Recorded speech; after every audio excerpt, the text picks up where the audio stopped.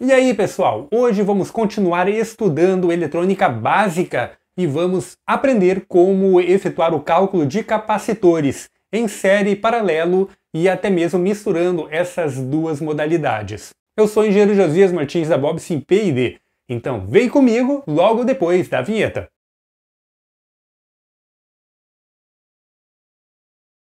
Quando nós falamos de associação de capacitores, estamos na maioria das vezes pensando em associação para circuitos DC. E é justamente o foco deste vídeo, pois a análise da associação de capacitores em circuitos AC, ela passa por análise transiente, o que necessita de cálculo diferencial e integral para termos uma maior acurácia nesta análise. Portanto, nós vamos trabalhar aqui unicamente com circuitos DC, e a associação mais básica de capacitores. Capacitores podem ser associados de três formas: paralelo, série ou uma mistura dos dois, que é série mais paralelo. A associação em paralela acaba sendo a mais prática de se calcular de todas, pois é apenas o somatório dos capacitores que estão no nosso circuito. Esta forma de associação é basicamente você ligar os pinos de número 1 de todos os capacitores que fazem parte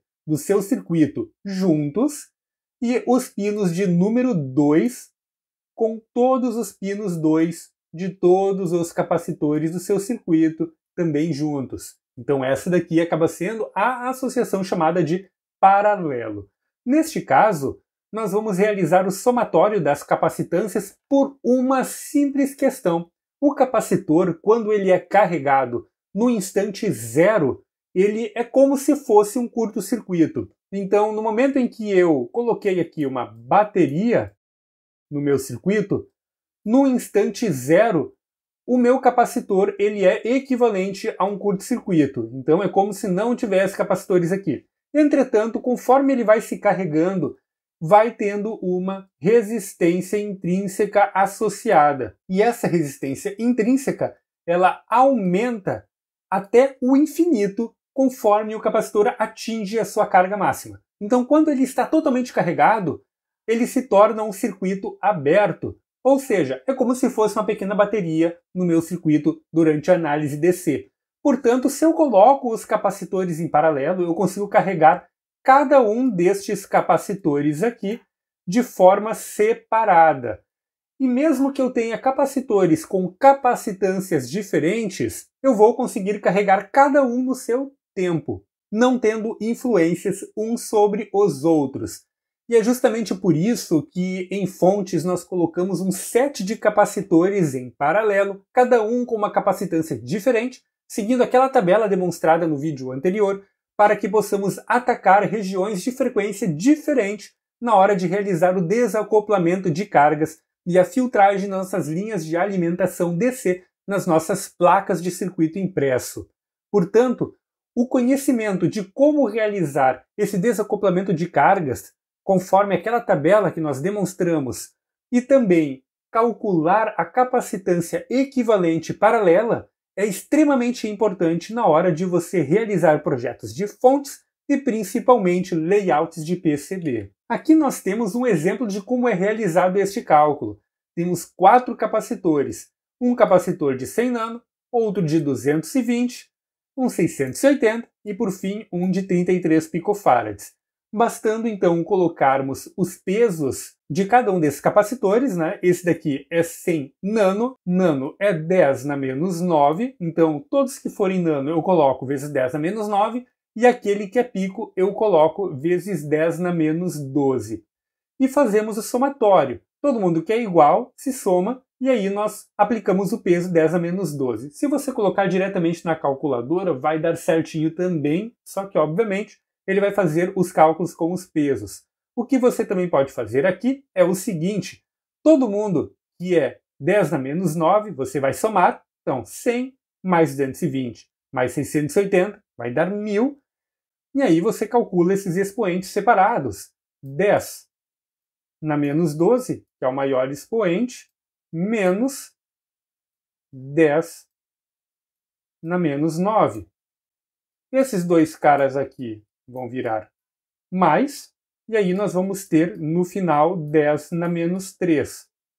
Aí fica mais fácil, né? Você simplesmente remove todos esses caras aqui, ó, e aqui você vai colocar o menos 3 no lugar. Obviamente, aqui nós estamos normalizando tudo para nano. Aí basta você somar 100 mais 220 mais 680 e 33 vezes 10 a menos 3. O resultado vai ser 1000,033 nanofarads.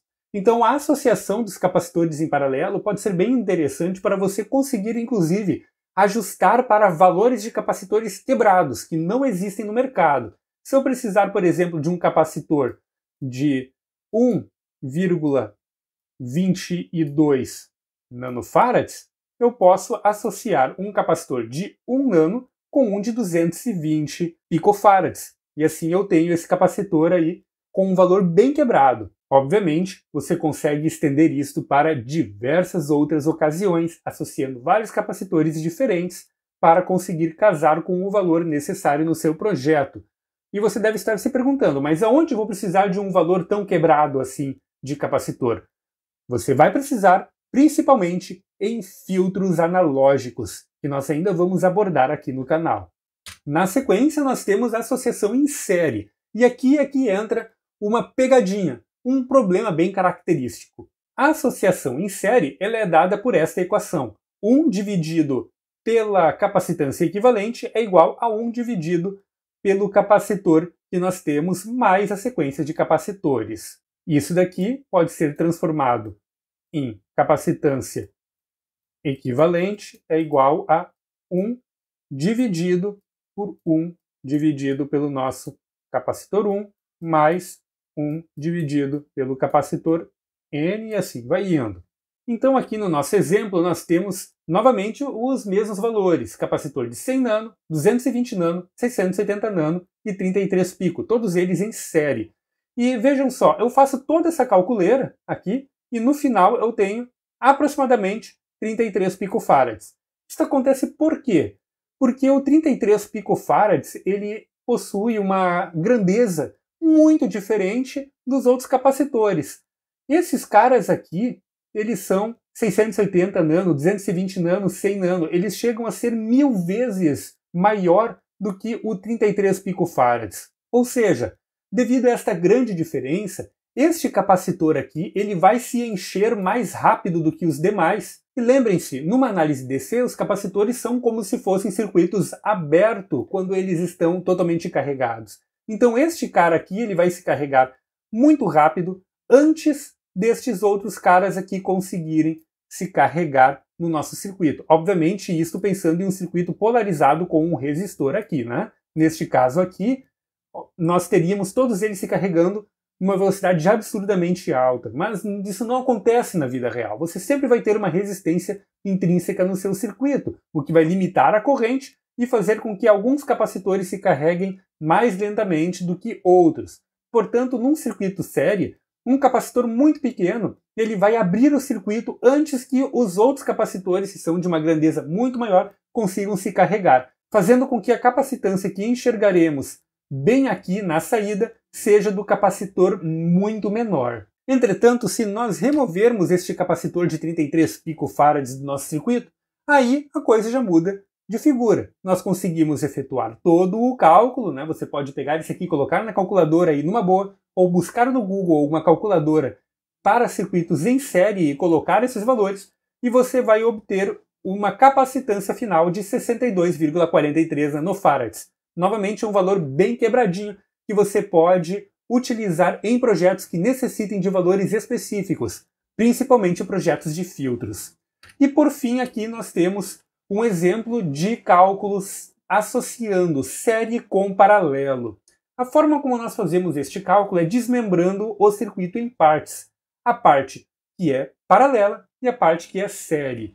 E assim nós temos, neste caso, o cálculo de CP1, que é o circuito paralelo, e o cálculo do CS1, que é o circuito em série. E aí observem que o circuito em série ele é equivalente a um circuito em paralelo com os demais. É como se nós tivéssemos aqui os dois capacitores em paralelo com a primeira parte aqui do nosso circuito.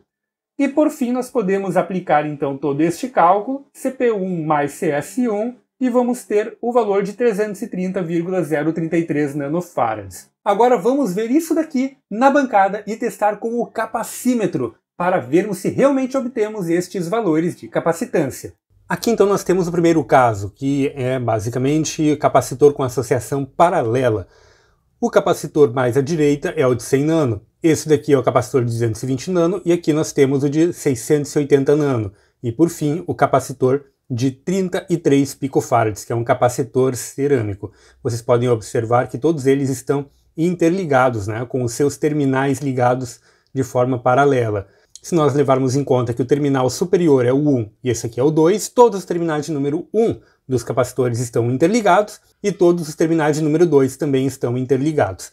Aqui no multímetro digital vamos colocar a escala em capacitância, onde ele vai utilizar o capacímetro embarcado. E aí podemos observar uma leitura de 1,016 microfarads, ou seja, 1016 nanofarads. O nosso cálculo ele deu 1000,033 nanofarads.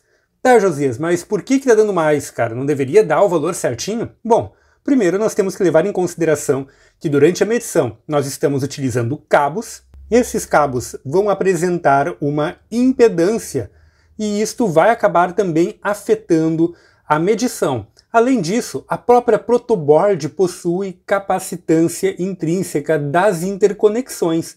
Então a matriz da protoboard também produz uma capacitância parasita que vai acabar afetando também as leituras de capacitância quando você coloca capacitores sobre ela. E, finalmente, temos também a variância, a variação dos valores que são aceitos para os capacitores, e que pode ser de 0,1% até 10%, a depender do modelo do capacitor. Então, este valor que você vai obter aqui, ele pode ter uma variação de 10% para mais ou 10% para menos. E aqui nós temos o circuito em série, com o capacitor de 100, 220, 680 nanofarads, e o 33 picofarads, todos eles em série. Vocês podem observar que estamos com o valor zerado aqui na escala de capacitância. Mas, peraí, por que está acontecendo isso? Bom, este multímetro ele tem embarcado um capacímetro que consegue ler grandezas de nano e microfarads. E, obviamente, ele não consegue ler escalas com valores tão quebrados na ordem dos 33 picofarads como nós temos aqui. Então, neste caso, é justamente este capacímetro que não consegue fazer esse tipo de leitura. Então é muito importante, quando você for adquirir o equipamento, verificar se ele dá conta das leituras que você vai necessitar. E vou dizer para vocês, a maioria dos capacímetros embarcados em multímetros como este não conseguem ler valores muito pequenos de capacitância e também valores muito grandes. No momento em que eu fui comprar este multímetro aqui, ele era o que possuía o maior range de leitura para capacitores no mercado nacional. Obviamente, se você precisa de maior precisão, é importante comprar o capacímetro separado. Então vamos fazer o seguinte, vamos remover o capacitor de 33 e ligar conforme o circuito série número 2 que nós demonstramos.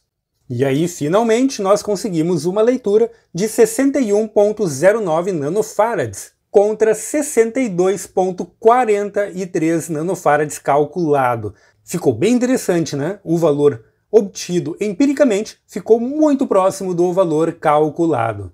Aqui, finalmente, nós temos a associação série-paralelo, ou melhor, paralelo-série, onde nós temos o capacitor de 100 nano em paralelo com 220, e esse conjunto 100 com 220 fica em paralelo com os dois capacitores que estão em série, 680 em série com 33 pico. Ou seja, nós temos uma associação mista onde a capacitância equivalente paralela de 100 com 220 estará em paralelo com a capacitância equivalente série de 680 com 33. Lembrando então do nosso cálculo, nós teremos aqui 330 ohms em paralelo com aproximadamente 33 picofarads, pois na capacitância em série, quando temos um capacitor muito grande, com ordem de grandeza de 100 ou 1000 vezes ou até mais em relação ao outro capacitor, o valor que vai acabar tendendo é o valor do capacitor menor. Então vamos colocar novamente